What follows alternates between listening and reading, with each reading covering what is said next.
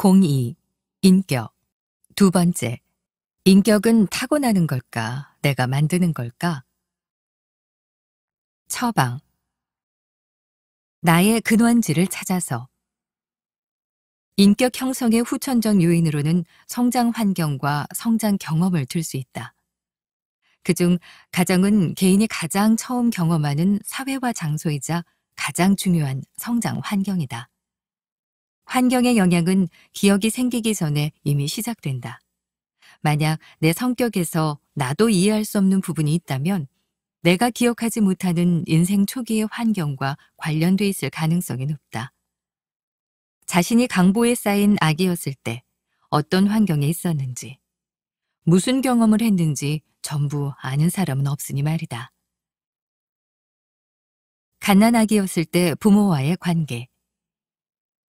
부모-자식 관계는 개인이 가장 처음 경험하는 사회관계이며 이후 개인의 인간관계 형성에도 적잖은 영향을 미친다. 특히 신생아 시기, 생리적 욕구의 충족 여부에 따라 외부 세계와 타인을 향한 신뢰도가 결정된다. 예를 들어 부모가 아기의 욕구에 즉시 응답하면 아기는 외부 세계가 안전하다고 느끼며 타인을 신뢰하게 된다. 그리고 성장한 뒤에도 자연스럽게 다른 사람과 소통하고 교류하는 성품으로 발전한다. 헝가리 심리학자 마그렛 말러를 비롯한 몇몇 전문가에 따르면 아기는 태어났을 때 어머니와 공생관계였다. 아기는 어머니의 보살핌이었으면 생존할 수 없을 만큼 연약한 데다 인지 능력에도 한계가 있어서 어머니와 자신을 구분하지 못하기 때문이다. 그러다 점차 성장하면서 어머니와 분리되어 독립된 개인이 된다. 그런데 이 공생의 시기에 어머니의 사랑이 지나치게 침범적이어서 아이가 숨을 쉴 수 없을 듯한 답답함을 느꼈다면 아이는 자라면서 다른 아이보다 더 빨리 어머니와 거리를 두기 시작한다. 또한 성인이 된 후에도 다른 사람이 보이는 친밀함을 불편해하거나 심지어 거부할 확률이 높다. 비록 어린 시절의 기억은 대부분 잊히지만 사랑과 안정에 관한 경험과 느낌은 기존의 정신적 배아에 깊게 새겨져 평생 친밀 관계를 포함한 모든 인간관계에 영향을 준다. 기억조차 못하는 시절, 부모와의 관계가 중요한 이유다. 어렸을 때 본 부모의 사회화 행동. 부모는 자녀를 돌보고 보호하며 양육하는 동시에 어떻게 행동하고 말할지를 가르친다. 또한 자녀가 세상을 보는 관점과 가치관, 태도를 형성하는 데 막대한 영향을 끼치며 대인관계와 감정관리 등 사회화된 행동의 본보기를 제공한다. 하지만 가정교육이 스스로에게 미친 영향을 되돌아볼 때 아주 어린 시절 부모가 자신을 어떻게 기르고 가르쳤는지는 간과하기 쉽다. 그도 그럴 것이 그 시절에는 사리분별조차 생기지 않았기 때문이다. 사회학습 측면에서 봤을 때 개인은 표정, 자세, 발음뿐만 아니라 말하는 법, 걸음걸이, 더 나아가 처신과 가치 판단까지 넓은 영역에 걸쳐 부모를 보고 모방하며 배운다. 이 과정을 통해 나름의 성격 특성이 만들어진다. 또한 상과 벌이라는 행동 강화를 통해 사회적 행동을 직접 습득하기도 한다. 예를 들어 세상 모르는 아기라도 자신이 웃었을 때 어머니가 더 큰 관심을 보여주면 더 자주 웃는다. 이런 식의 행동 강화를 거친 아이는 자라서 우호성이 높은 사람이 될 가능성이 높다. 프로이트의 딸이자 저명한 심리학자 안나 프로이트는 아동 발달 이론에서 인생 초기의 가정교육이 인격 형성에 미치는 영향을 여러 가지로 설명했다. 일례로 학문기인 1세에서 3세에 접어든 유아는 대소변을 배설하는 데서 원시적인 욕구 충족을 느낀다. 이 시기는 신체 근육이 성장하면서 대소변을 조절하는 능력이 생기기 때문에 부모들이 배변 훈련을 시도한다. 그런데 이때 너무 일찍 훈련을 시작하거나 청결을 지나치게 강조할 경우 아이는 자유롭게 배설할 권리를 지키고자 하는 방어 기제를 발동하여 흔히 말하는 학문기 성격을 발달시킬 수 있다. 즉, 고집스럽고 완강하며 인색하고 질서와 청결에 집착하는 성격이 형성된다. 반대로 부모가 아이의 상황에 맞춰 적절하게 배변 훈련을 진행하면 아이는 부모와 사회가 개인에게 바라는 청결의 개념을 쉽게 받아들이고 이 기준을 점차 자신의 초자아, 즉 도덕심과 합치시키면서 적절한 자기억제를 배운다. 이 과정을 통해 시간 준수, 책임감 등 좋은 품성이 자연스레 길러진다.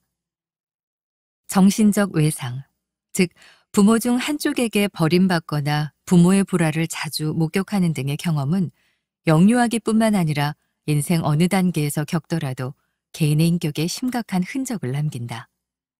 심지어 전혀 기억하지 못하는 시기에 겪었어도 그로 인한 트라우마는 평생을 따라다닌다.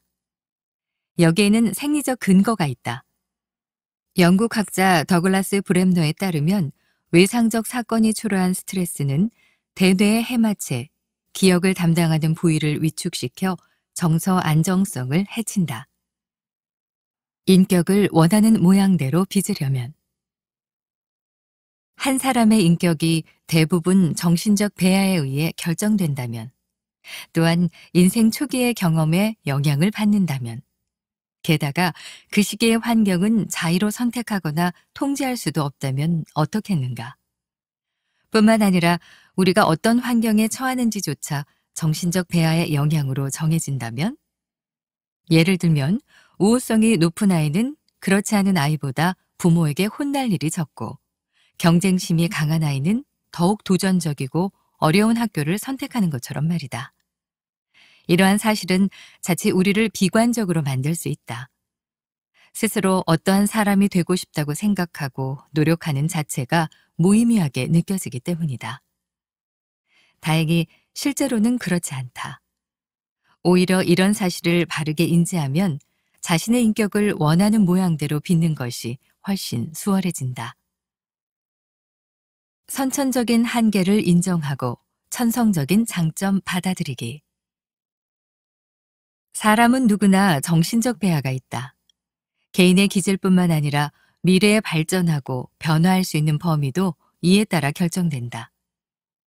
스스로에게 과도하고 비현실적인 기대나 요구를 할 이유가 없다는 뜻이다.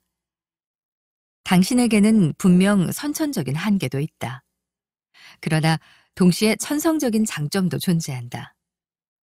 이렇게 자기 자신의 본질과 핵심을 받아들이고 합리적이며 현실적인 범위 안에서 성장과 발전을 추구한다면 자기 비하나 자책, 불필요한 근심 걱정에서 벗어날 수 있다. 인격 형성의 기초가 되는 정신적 배아는 개인의 환경 선택에도 일정 부분 영향을 미친다. 이 점을 깨달으면 무턱대고 타인과 세상을 원망하는 대신 좀 더 트인 시각으로 나를 둘러싼 환경을 보게 될 것이다. 만약 현재 환경에서 마음 불편한 상황이 계속된다면 자신의 인격 특성이 이에 일조하지는 않았는지 살펴볼 필요가 있다. 즉, 스스로 그런 환경을 선택하고 머물고 있지 않은지 생각해 봐야 한다. 자신도 알 수 없는 성격 특징을 이해하고 싶다면 더더욱 인생 최초의 경험을 알고 이해하는 일이 도움이 된다.